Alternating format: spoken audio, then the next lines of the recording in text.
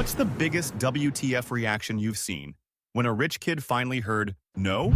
Story 1. I was the day of coordinator for a vineyard wedding that should have been a high-end fairy tale.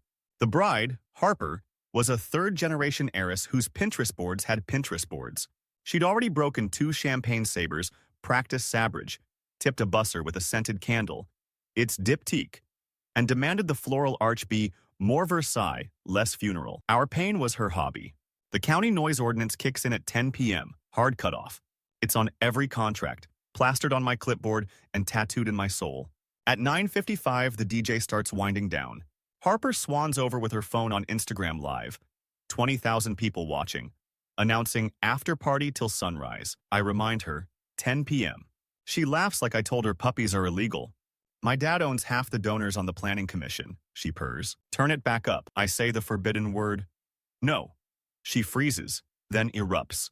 She snatches the DJ mic and shrieks that we're ruining a once-in-a-lifetime vibe. She threatens to get everyone fired by breakfast. She hurls a centerpiece off the head table where it explodes like a floral grenade. Meanwhile, the sheriff's cruiser rolls up, because neighbors have already complained. The deputy is calm and very used to people like Harper. He repeats the ordinance. She actually tries to tip him, with a check. Then Dad arrives, not to save her, to pick up Grandma. He's got that rich guy tan that looks like executive mahogany. Harper starts performing for the live, wailing about abuse of power and small men. Dad asks to see the contract. He reads the clause, looks at me and says, "We'll comply." Harper goes pale. "Daddy, make it go away." He stares at her like she's a stranger. Make what go away? Consequences? She sputters something about donors. He lowers his voice. "You've weaponized my name your whole life. Tonight, you swung it at working people. I'm done underwriting that." Then, into his phone, still loud enough for the live, Harper's cards. Freeze them. The comment section goes feral. The DJ, who's been quiet, points to the countdown on the booth clock. 10 hours. Music cuts. Harper screams until she's hoarse. Grandma pats my arm and whispers, "Thank you." We start cleanup to the soundtrack of her followers posting question marks. 10 minutes later, Dad hands me his Amex and says, "Double staff meals. And please send me the overtime totals." He glances at the smashed centerpiece, then at the sheriff, then at his daughter crumpled on the grass in a couture heap. "Also," he adds, voice a little broken, "send me the name of whatever place takes donations of unused flowers." My mother wanted something good to come out of this. At 11:30 p.m., a hospice center got 36 peony arrangements. Harper got a frozen credit line and a live she couldn't delete. And a wedding hashtag that, by morning, had become something very different. Noise avow. Story 2. I'm a courtroom clerk, which means I'm a professional fly on the wall for the most expensive bad decisions you've ever seen. This was a custody modification hearing. Father, a venture cap bro who arrived with a watch that could fund my retirement. Mother, a school librarian who looked like she ironed her courage. Their daughter, Quinn, 13, was the only person who wasn't pretending to be okay. Dad wanted to move Quinn to Switzerland for a leadership academy. Mom said no. It would sever her from friends, therapy, and the grandparents who taught her to play gin. Dad's lawyer called it a necessary step in her upward arc. He actually used the phrase upward arc. Mom's attorney said one word: stability. Dad took the stand and described his global obligations. The judge asked about Quinn's own wishes. Dad smirked. Children aren't equipped to decide. Then Quinn spoke. I'll never forget how small her hands looked on the witness Bible. She said she didn't want to live on a plane. She wanted to finish 8th grade with her robotics team. She wanted to stop pretending her stomach aches were jet lag. The courtroom was quiet enough to hear the HVAC. Dad started to interrupt. Judge held up a palm. Then comes cross. Mom's attorney asks Quinn about the Geneva apartment. Quinn says it's fine, but the walls echo. She looks at her dad. And you forget me there. Everyone shifts. Finally, the judge rules. Petition denied. No relocation. Dad's mouth opens and doesn't close. Then the WTF. He stands up and says loudly, Your Honor, you don't understand who I am. The judge doesn't blink. I read the filings, sir. Dad keeps going, promising sanctions, appeals, a career-limiting move. Judge leans forward. I have a daughter. She's 40. Do you know the one thing money never bought me? The days I missed. Silence. Dad sits like someone unplugged him. As we adjourn, Dad's phone pings the sound of doom. His assistant has texted the team group chat instead of him. On the screen, visible to the row behind him, are instructions to book PR crisis and spin judge bias. Another ping. A video Quinn recorded weeks earlier, Scheduled to send to both parents this morning if Dad pushed. It's her, looking into the front-facing camera. I'm not a startup. Stop pitching me. He stares at it. Mom, trembling, asks Quinn if she wants to get burgers. Quinn glances at Dad. The tiniest pause. Can he come? She asks. Judge is halfway out the door and stops. Dad, for the first time that day, says the word he lost and needed. If that's okay with you. Quinn nods. It is. Under one condition. She grins. A little mean and a little kind. No phones at the table. Story 3. I work in marketing at a luxury skincare brand owned by the kind of family that puts wings on libraries. The founder's son, Blake, was parachuted into our department as product evangelist, which mostly meant he talked in circles and wore sneakers more expensive than a studio apartment. He was angling for VP by summer. We had a pitch with a celebrity client. 7 figures if we landed it. Blake insisted on leading. He nixed research, vibes, metrics, rewrote the deck overnight, and barked at our copywriter for using too many commas. The morning of the pitch, our creative director said no. Blake couldn't present. The CEO, his aunt, backed her. Blake, you'll observe. He laughed. I don't do observe. The room iced. The aunt said it again. No. He rolled his eyes, muttered, power trip, and sat. The deck went beautifully. Data, storytelling, a soft landing. The client nodded, excited. Then Blake opened his laptop, spun it toward the client, and said, or we can go bold. He hit play on a concept video none of us had seen. A montage of our products intercut with paragliders? A horse? It was unhinged and familiar. The celebrity's assistant squinted. Is that our last campaign? It was, down to a shot-for-shot sequence. Blake had ripped a competitor's ad, slapped our logo on it, and sprinkled paragliders like cilantro. The client froze. Our legal counsel turned the color of skim milk. The aunt said very quietly, where did you get this? He blustered. Creative osmosis. Everyone borrows. Then our IT manager, who is 2 pay grades below invisible, cleared his throat. Sorry. We monitor external transfers. That file came from a Slack Connect channel titled Freelance Inspiration. It's linked to Blake's personal Gmail. He pulled up logs, dates, times, screenshots, receipts saying. Blake went from red to white. You spied on me? On our network, IT said. Yes. He turned to the client. We apologize. We won't be using that. The aunt said the word again. No, you won't. She turned to me. Can you finish the pitch? My mouth said yes while my brain screamed. We pivoted, dug into the real deck, answered questions. Somehow the client signed. Conditional on a leadership restructure. At 4 p.m., HR booked a conference room. Blake swaggered in like it was a massage. He swaggered out with a cardboard box. As he passed the janitor, a man who's been in the building longer than all of us, he tried to hand him the box. Hold this. The janitor shook his head. No, sir. Then, so softly I almost missed it. I remember your dad when he started.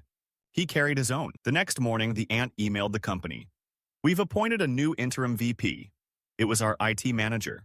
The subject line was one word. A boundary-turned banner. No. Story 4. I was the new partner in a family that collected secrets like art.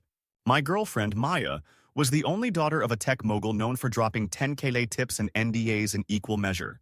We'd been together a year when he invited me to a family dinner at their glass box of a house overlooking the bay.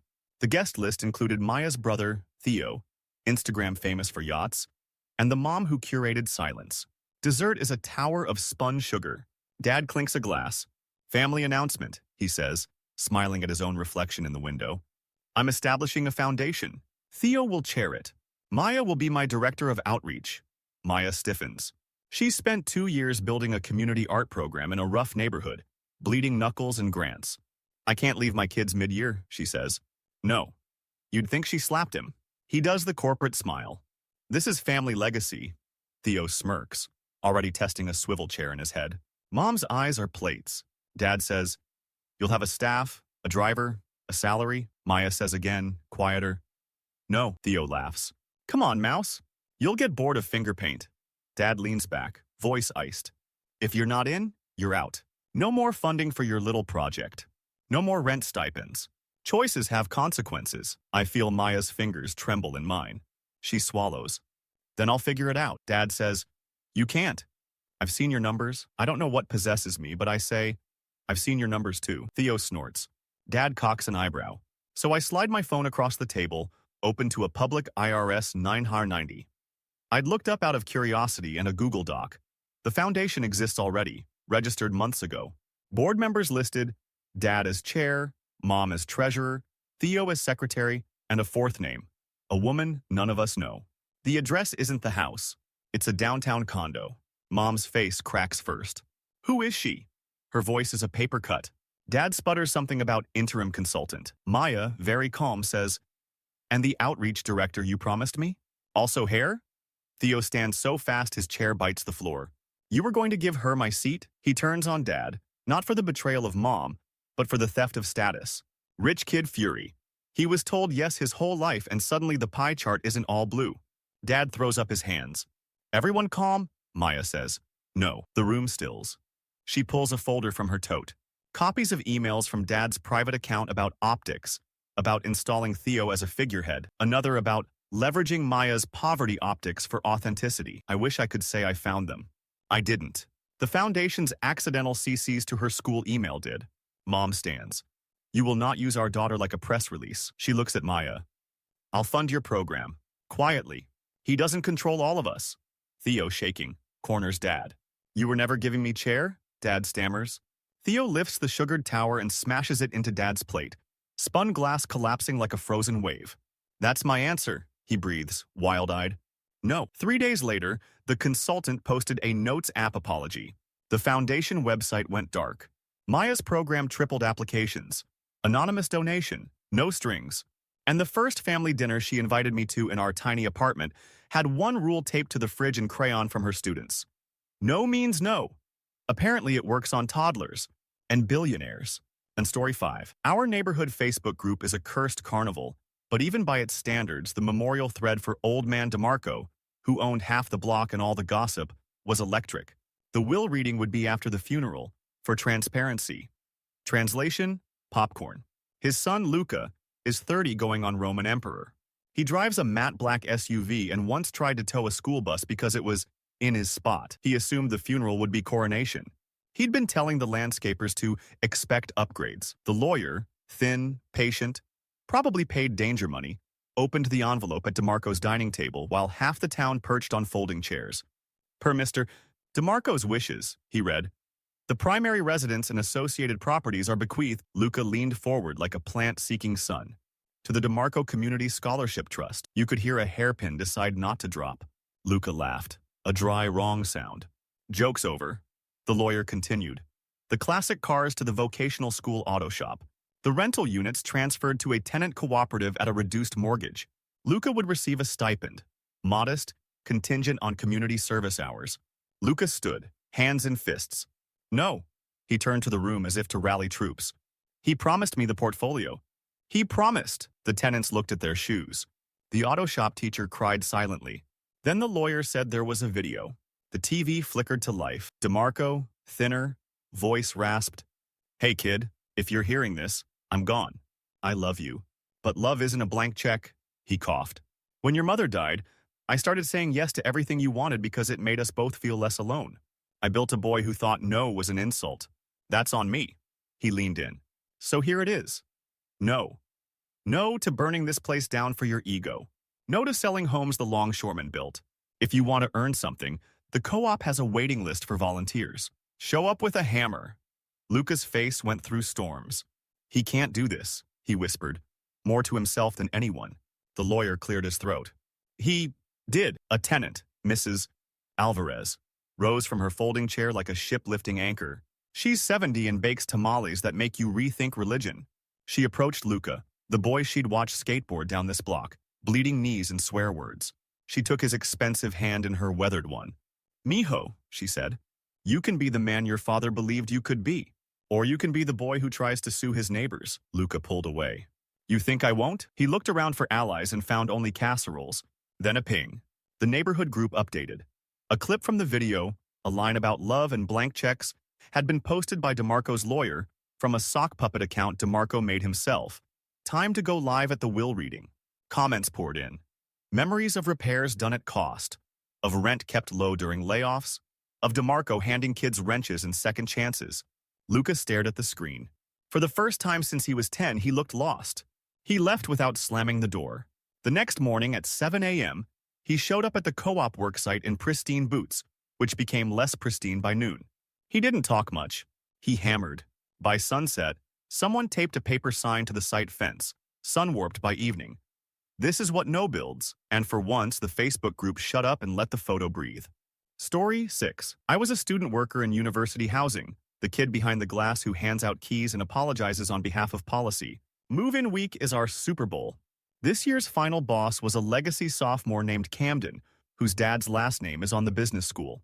We'd converted the top floor of a new residence hall into Ada suites.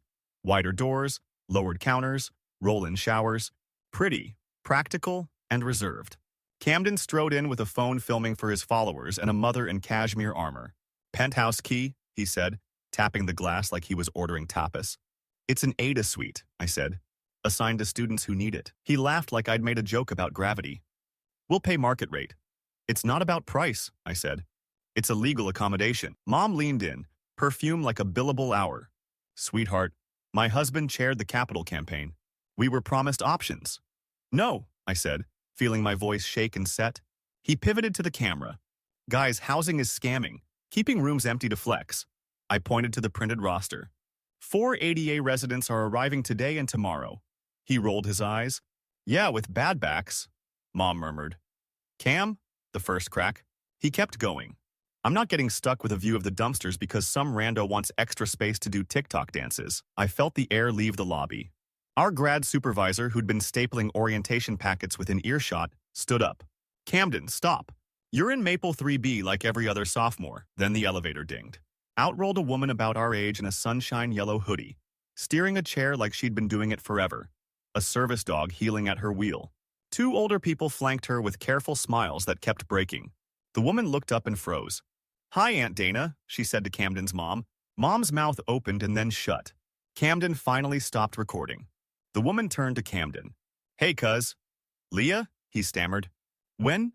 "January," she said, tapping the chair arm. "Skiing?" "I sent Grandma's email."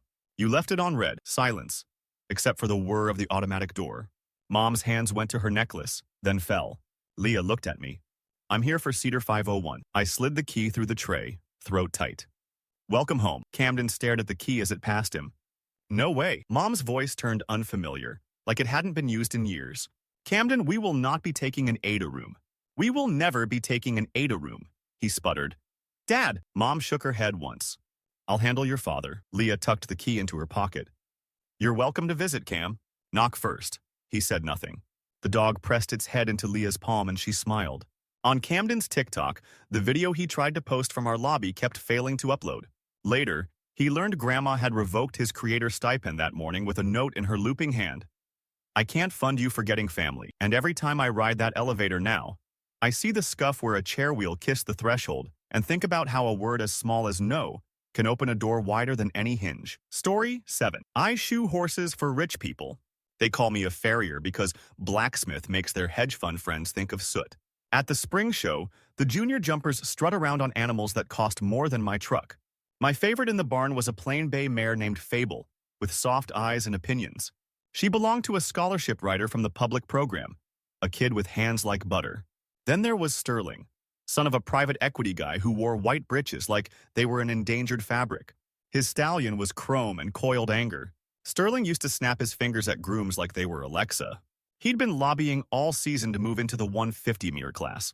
His trainer kept saying no, horse wasn't fit, rider even less. On Saturday, clouds stacked like loaves of storm bread. The steward posted the warning. Classes shortened, no upgrades. Sterling stormed into the tack room, radio blazing. "This is ridiculous. Dad paid for the title sponsorship. We're not jumping with the hacks." The steward said the word that turned some people feral. "No." Sterling laughed and shouldered past, hauling the bridle off a hook. "Watch me." He tried to swing onto the stallion in the aisle. The horse, saint that he is, tucked his head and said his own version of no. He danced sideways, shoe skidding. Sterling swore and yanked.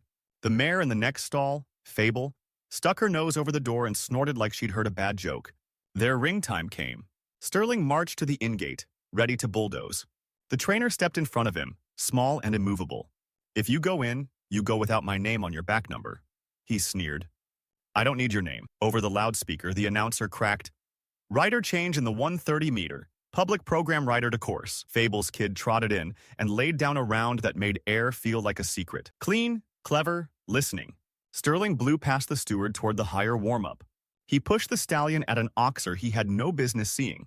The horse said no again, slammed on the brakes, snapped a rail. Sterling pitched and landed on his ego, which cushioned nothing. The ring went gaspy silent. He popped up, red-faced, and whipped around to smack the horse. I moved before I thought. Metal rasp in my hand clanging the rail as I stepped through the gap. Don't! He blinked at me like I was a fly failing an audition.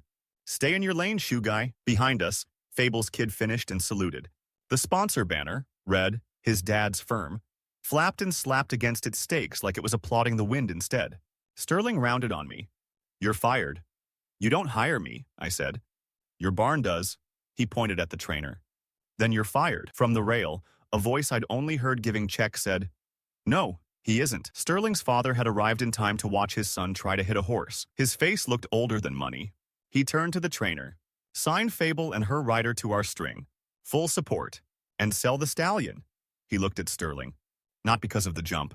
Because of the swing you didn't take. At yourself. The trainer's mouth fell open. Fable's kid did too. Me, I just went back to my forge with suddenly more work than hours. Later that evening, I saw Sterling in the schooling ring on a lesson horse. Cross rails that kissed his boots. No whip in sight. He asked if I had time next week to check a loose shoe. No problem, I said. He winced and then laughed, small. I figured you'd say that word. Not to that, I told him, and patted the old gelding's neck. Start saying it to yourself when you want to yank. Story 8. I schedule operating rooms for a big city hospital. My job is Tetris with human stakes. Block time, emergencies, the surgeon who swears every case is the Titanic. That morning, we had a traffic pileup on the freeway and 3 red-level traumas inbound. We started reshuffling, like we always do, because the body does not RSVP. At 9:10, the chief's assistant called. Priority addition from Mr. Ashford. Ashford sits on our board and puts his name on wings. His son, Tyler, needed a quick procedure. Arthroscopic shoulder cleanup. Elective. He has a shoot this weekend, the assistant added, like the cameras should count as vital signs. We're diverting for traumas, I said. Earliest is tomorrow. Mr. Ashford is already parking. I'm sorry, I said, and meant it in all the complicated ways. 10 minutes later, Tyler swept into pre-op like a fragrance ad. He made a show of pain, rotating the arm for sympathy. His dad followed, phone pressed to his cheek like a permanent accessory. When I explained the situation, Tyler looked at me as if I'd confessed to not having Wi-Fi. Reschedule who? He said. We'll cover them. That's not how it works, I said. We triage. Dad lowered the phone. We fund. I kept my voice level. We're saying no. Tyler barked a laugh and turned to a nurse. Get me someone who understands. She nodded toward the trauma bay. He's busy saving someone's life. He rolled his eyes and, for good measure, started filming a story about bureaucracy killing patient autonomy. He panned the camera toward me. I put up a hand. No filming in pre-op. He went on, predictable as climate. Dad touched my shoulder with 2 fingers and the kind of smile that comes with non-disclosure agreements. We'll be speaking with the CEO. Before he could, the trauma doors banged open. A swarm arrived around a gurney. Paramedics, respiratory, a surgeon barking a cadence. The patient's face was masked and blood-dirty. Someone shouted vitals. The attending snapped orders. The body on the gurney made a noise as he tried to move, a noise that knows only pain and want. Tyler looked up, annoyed at the interruption. Then he saw the monogrammed cuff peeking from the blanket. He sucked in air like it had hidden itself. Dad, he said. The room shifted. The monogram meant Ashford Sr. Had been the 4th car. The phone slid out of his hand and hit my desk like an exclamation point. They both stood still. A portrait of wealth stripped off its easel. A nurse put a hand on Tyler's arm. We need to move, she said. And at last there was no sentence left in him that started with, but. We cracked open an OR we'd been saving. Not because of a last name, but because the clock demanded it. Surgery took hours. The quick shoulder was suddenly a nothing next to whose blood was on the floor. When the attending came out, gray around the mouth, he said, He's stable. We were lucky. Tyler sobbed like a hinge, ugly and ancient. He dropped onto the bench outside my office and stared at the packed OR board. I didn't know no meant making room for someone I love, he said to nobody and everybody. I thought it meant shutting a door in my face. I slid him a warm ginger ale you give kids and cardiac husbands. He looked at it like it might teach him something. Tomorrow at 9, I said. pointing to the one open slot I could carve out without stealing from anyone's pain. Shoulder, he nodded, and deleted the video he'd tried to upload. His father left the ICU with a second wristband on. Next of kin. The board met the following week to congratulate a successful trauma response. Mr. Ashford spoke first. "I'd like to discuss codifying a policy," he said. "No elective bumping during trauma activations. Even mine." Story 9. I'm a museum conservator, which is fancy for I clean ghosts off paintings and argue with curators about humidity. Our spring gala was themed Light and Line, and the marquee surprise was a loan of a 1920s abstract from a private collection. The Marsons. Old money who collect like they're building a time machine. Their only kid, Oliver, is an art influencer who says curation about his sock drawer.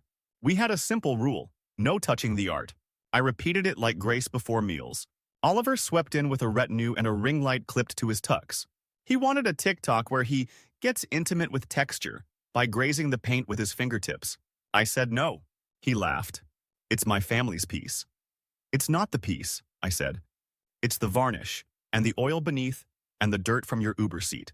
"No." He smiled and leaned closer because of course he did. A security guard cleared his throat. Oliver rolled his eyes. "Relax. We insured it." He went to lift the stanchion rope. Then Mrs. Marson, the only person in a dress older than the art, appeared like a storm in silk. "Oliver," she said, voice a bell tower. "Step away."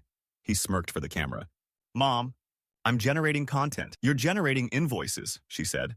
"No." In the awkward hush, the donor relations director steered them toward champagne. I checked the painting under raking light just to soothe my nerves. Something in the signature bothered me. It was too clean, too modern in its loop. I'd looked at this artist's work for a decade. His hand quivered like a violinist's. This one was sober. I pulled the registrar aside. "Can I see the provenance packet again?" We flipped through photocopies. A 1973 sale, a 1994 restoration, a 2011 insurance appraisal. The photo from '73 showed a nicotine yellow varnish, with a hairline crack in the lower right that wasn't present now. Conservators fix that all the time, but the texture beneath should still show a scar. I took my light back to the canvas and glanced sideways. One of our newest security hires, a quiet woman with a graduate student posture, was watching too. "You're seeing it, right?" she whispered. We tested a tiny approved spot of varnish with solvent. Nothing budged. The varnish wasn't a varnish.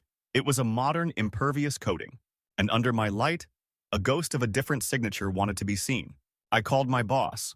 He called legal. Legal called Mrs. Marson to a side room where the walls are soundproof but the silence is not. "We need to discuss the attribution," my boss said gently. Oliver pushed in with his camera. "Are you trying to devalue our piece?" Mrs. Marson's hand trembled on her clutch. "Oliver," she whispered, "your grandfather bought this painting in Havana in 1958. So he bragged for 60 years about getting a masterpiece for a song while an artist fled a revolution. I paid to have it restored in '94. The restorer told me it wasn't right." She looked at me. "He said the underdrawing belonged to someone else. Someone less famous." Oliver laughed like a bark. "We'll sue." The new security guard cleared her throat. "You can sue me," she said. "My thesis was on this artist's early imitators. The undersignature is likely Del Campo, a woman he stole credit from before he got famous. If this is hers, you don't own a fake. You own a story you've been telling wrong, Mrs. Marson exhaled something like 30 years. She turned to her son. "No lawsuits. We donate it. Properly attributed. In my mother's name." Oliver sputtered. "That's millions. Then we'll lose millions honestly," she said. "Consider it tuition." The museum unveiled the painting with a new placard. Attributed to A. Del Campo, 1902-1967. Gifted by the Marson family. In his next video, Oliver explained the power of authenticity and turned off comments when the first one read, "First time you've met it?" He didn't touch the art. He didn't have to. It touched him back.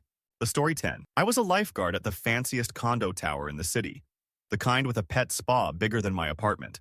The pool sat on the 40th floor like a glass saucer. All edges and ego. The rules were simple. No night swimming after 10 and no guests without residents present. Nobody read the signs. They outsourced that to people like me. Enter Preston, a resident's son home from some Swiss school. He was famous for cannonballs and calling me bro. He showed up at 10:07 with 10 friends and a Bluetooth speaker the size of a dorm fridge. I pointed at the clock. "Closed." He grinned. "My dad's on the board." "Congrats," I said. He still can't change astronomy. He laughed, then dialed his father on speaker. Dad, unlock the pool. Bro says no. The voice that came back was warm bourbon. Pool's closed, Press. Preston blinked. Wait, what? No, his dad repeated. Go upstairs. Preston did a double take at the phone like it had grown teeth.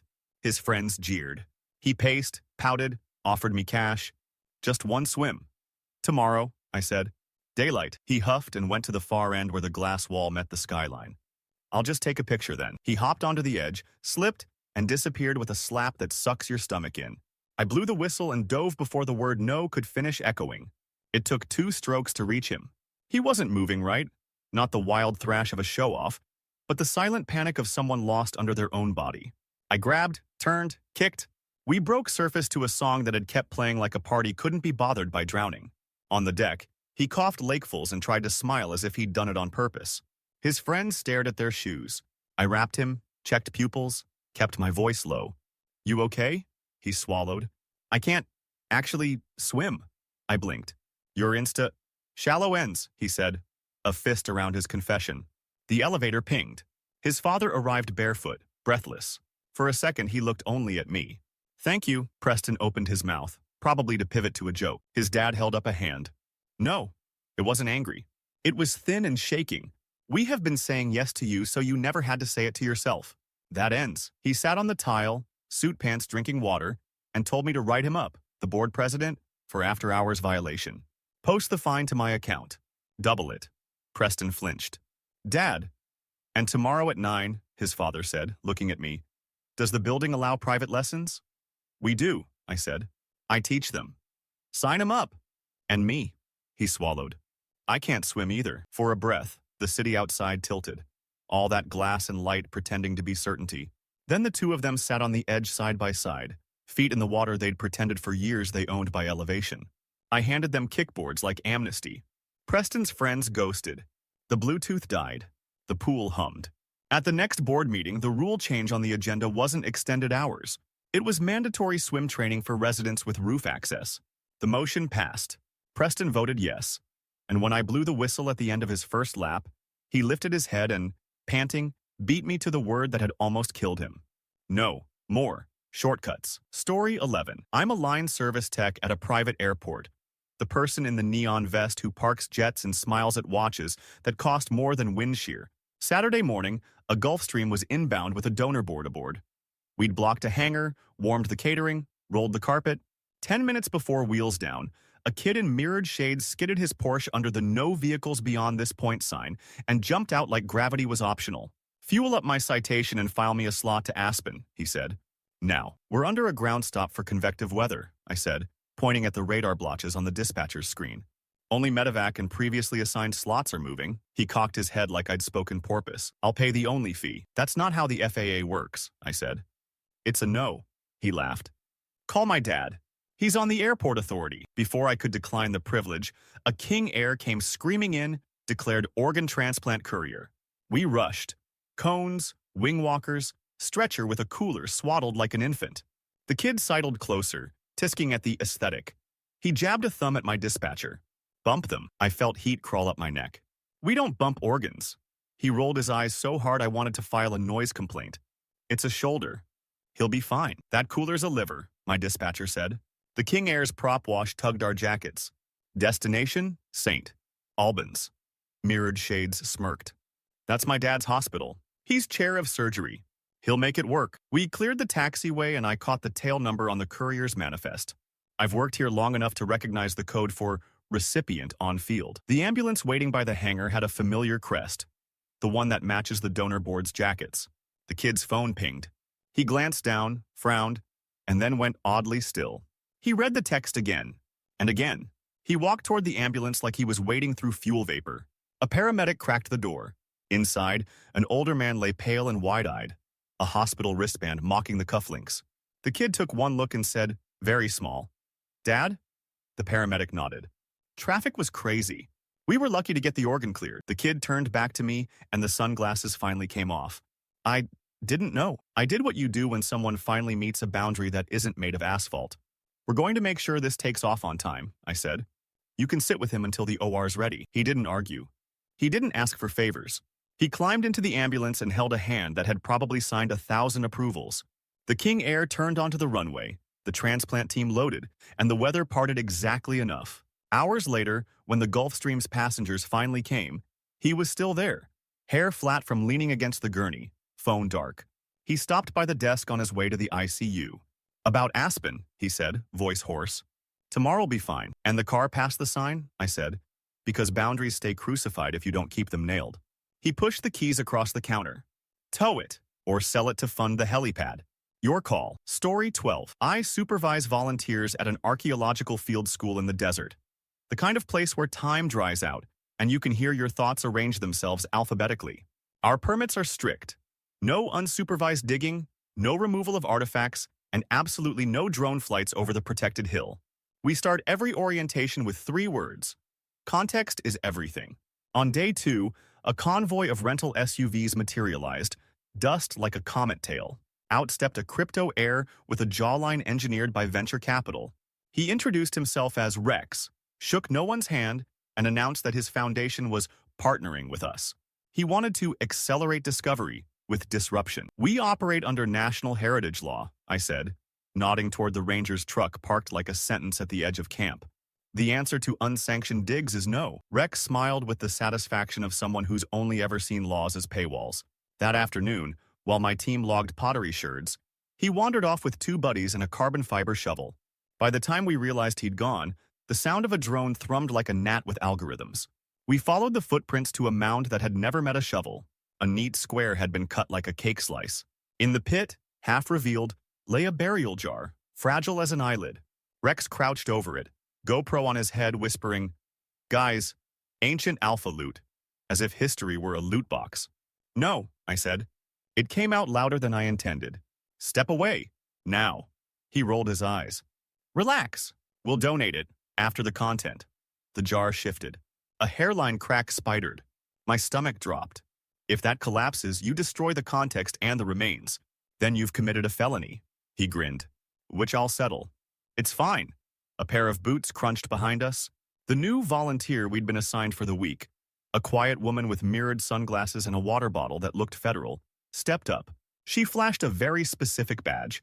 "I'm Agent Morales with the Antiquities Task Force," she said. "And it's not fine." Rex laughed and reached for his wallet. "How much is a ticket?" "It's not a ticket," Morales said. "It's a seizure." She pointed to his drone controller. "Hand it over." And the shovel. His face did something weirder than anger. It emptied. "You set me up." "You set yourself up," I said. "We told you no." He opened his mouth for a last culture war salvo, but the jar made a sound like a sigh, and the earth around it slumped. For a second, time stumbled. Then Morales was on her knees, hands hovering, guiding us to brace the soil, to pad, to lift nothing. We backed out slowly like we were leaving a sleeping god alone.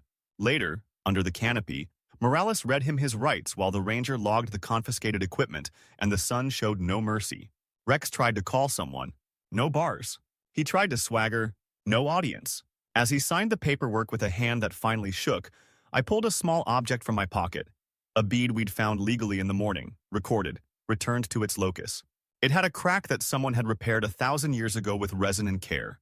"This," I said, holding it up, "is what no protects." He stared at it like it might sentence him. Maybe it did. A week later, his foundation announced a pivot to conservation education. We got a check we didn't ask for, made out to the National Museum, not our field school. I mailed him a photocopy of the page where his name appeared in the incident report. Underlined, refused verbal warnings, insisted on content. The image came back with no forwarding address. The burial jar stayed where it belonged, ringed with peel and stick lights, and the kind of silence that feels like a blessing. Context intact. Story intact. Rex's video never posted. Story 13. I run a neighborhood bakery called Salt Plus Crumb. We open at 5 a.m. and sell out of the rosemary sea salt focaccia by 9:12 if it's raining. 2 years in, a young man in a wool coat accidentally left a business card on the tip jar. VP, Urban Growth Partners, a real estate firm that says placemaking and means rent hike. He came back the next week with a smile and a latte he didn't pay for. "I'm Logan," he said. "We love what you've created here. We'd like to help you scale." I wiped flour off my hands. "We're good. It's a generous offer," he said, and laid out a roll-up plan where I'd keep my cute brand while he franchised the soul out of it. I said no. He chuckled, patted the counter, and turned like we'd made a date for later. I didn't think about it again until our landlord emailed. Rent doubling in 60 days. Attached was a letter of intent from Logan's firm for the entire block. He came in that afternoon, sympathy rehearsed. Tough news. Tell you what, sell us the name, and I'll get you a spot in our new food hall. We'll make you an experience. No, I said, feeling something harden in my chest I'd baked for other people but never for myself. He leaned closer. You can't say no. The next day, a city inspector showed up with a clipboard and an apology in his eyes. Anonymous complaints about smoke, parking, noise. By Friday, my butter supplier got a call from a concerned investor advising him to tighten terms. Logan hovered on the sidewalk like a weather front, pretending to check his phone. You're going to lose, he told me, pity sharp as a knife. This is how it ends for people like you. And then, good news, we'll hire you to consult. Saturday morning, the line formed early. Our regulars brought lawn chairs. Mrs. John from the flower shop wheeled over a cart of peonies. The skateboard kids stacked boards into a bench. At 10, a woman I'd never seen came in with a metal file box. She had the posture of someone who'd outlived a few storms. You own an LLC called Bitter and Sweet, yes? She asked. I nodded slowly. That's the holding company for Salt Plus Crumb. I represent Cedar Crown Trust, she said, and opened the file. There were deeds, old ones, names layered like pastry. Your grandmother put the building in a land trust in 1998, she said. She assigned beneficial interest to you when you turned 30. I stared at the instrument with my name in bold. The signature in my grandmother's impatient cursive. Your landlord is a master lessee, the woman said gently. Not the owner. My hands shook so hard I had to sit. Logan, who'd come inside to check on the community, lingered near the coffee urn and tried to follow along like a dog watching chess. So when his firm signed that LOI, the lawyer continued, flipping to a map that was basically my childhood, they did it with someone who didn't have the right to sell. I looked up at Logan. The color had drained from his face. We bought an assignment, he said weakly. You tried, the lawyer said. I walked outside, stomach doing flip turns. The line went quiet. We're not going anywhere, I told them. And because my grandmother was smarter than anyone knew, the guy who tried to force us out is now subleasing from me. There was a noise you don't hear often in real estate. Cheering. Someone popped a ginger beer. Logan stepped forward, mouth open, realizing too late what no sounds like when it's a clause in a deed and not just a word from a baker. About that food hall, I said. No. We cut focaccia into squares and handed them to everyone in line for free. I saved 2 for the lawyer, 1 for my grandmother's grave, and 1 for Logan, who took it with the dazed politeness of a man learning gluten can be a weapon. Story 14. I'm a senior officer on a cruise ship. Think floating city with 1,000 mini-emergencies a day. The captain is old school, the kind of mariner who trusts weather more than calendars. On day 4, we were due to tender into a boutique port famous for pastel houses and mega yachts. The night before, the harbor master radioed. Swell was rising, tenders unsafe. The captain announced we'd skip and head to a safer berth down coast. Enter the yacht princess, Serena. Her parents owned one of the superstructures already moored in that dicey harbor and were planning a blowout engagement party for her on their aft deck. Serena had booked 50 of our passengers into hair and makeup, plus a drone show at sunset. The announcement made her voice carry through 3 decks. She arrived at the bridge in 6-inch wedges and entitlement. Turn, she said to the captain, as if helms answer verbs. We must dock. My guests will be waiting. The port's closed, the captain said. We won't risk tenders. My father funds port improvements, she snapped. He'll open it. The sea doesn't read donor plaques, the captain said, and for a second his mouth twitched like he was remembering land. Serena tried strategy, tears, then threats, lawyers, then bribes, generous gifts. The captain's no stayed exactly the same. She pivoted to the hotel director, to me, to the purser. When none of us could conjure a second ocean, she went nuclear. She called a press friend and started a live exclusive about captains playing God. Halfway through her rant, we heard the kind of call you never mute. Medical team to deck 5, cabin corridor B. A passenger had collapsed. The doctor needed a chopper for a stroke window. The safer berth down coast had a helipad on the breakwater. The fancy port did not. Serena stood there, jaw tight, calculating virality. Then the bridge phone rang. The captain listened, nodded, hung up, and looked at Serena like she was still a child, and he'd once held her while she puked gummy bears. I used to work for your family, he said quietly. Deckhand, your father taught me how to splice line. He gave me my first real job. He also taught me that you never put a party above a person. She blinked. Her press friend on the other end of the live asked if she was still there. Serena ended the stream without a sign-off. We swung south. The helipad came into view. Flat concrete, Salvation's ugly roof. The chopper set down, blades chopping seconds. The patient went up. A life threaded through sky because we didn't go kiss pastel houses for pictures. Serena reappeared at the bridge at sunset, barefoot.